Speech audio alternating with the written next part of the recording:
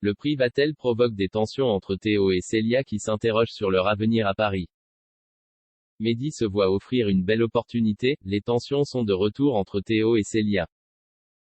Elle lui reproche de ne pas avoir parlé à son père de son départ à Paris et l'attaque en lançant qu'elle pensait qu'il avait plus d'ambition qu'un prix pour un restaurant d'application.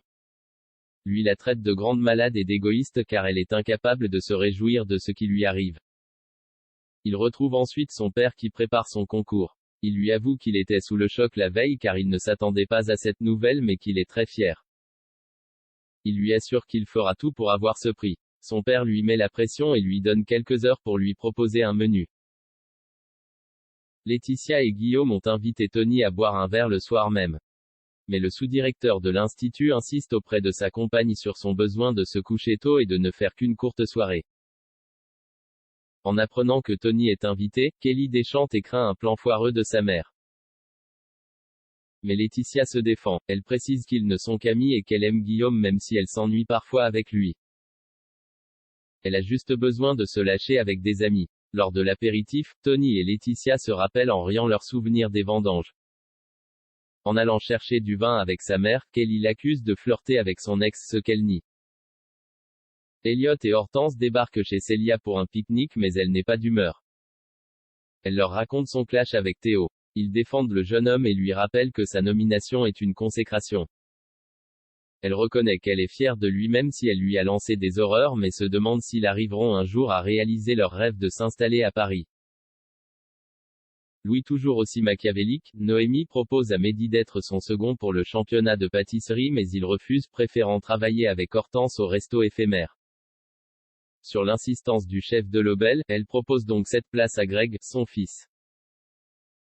Ce dernier comprend qu'il est un second choix pistonné mais accepte malgré tout.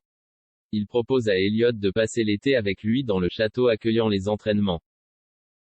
Il discute ensuite avec Anaïs de la conduite à tenir avec Tessier qui ne veut pas d'élèves de l'Institut dans d'autres équipes.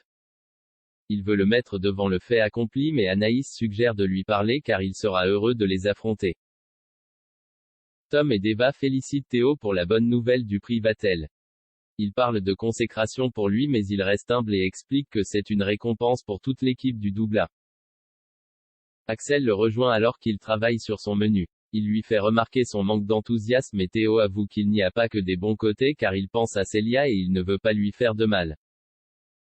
Son cousin lui conseille de s'interroger pour savoir s'il veut partir à Paris car il le veut vraiment ou juste pour faire plaisir à sa petite amie.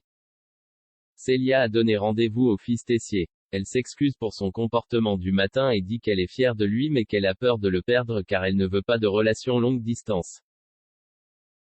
Il lui propose de partir une fois qu'il saura s'il décroche le prix ou non. Louis est agacé de voir la joie des gens pour le prix Vatel. Il jubile lorsque Charlène lui annonce que Théo veut peut-être partir à Paris. Il se rend chez Célia pour la provoquer en clamant que son petit ami la balade. Sous le coup de la colère, elle lui révèle que leur départ tient toujours. Alors que Théo présente son menu à son père, Louis débarque et révèle les projets de Célia et Théo.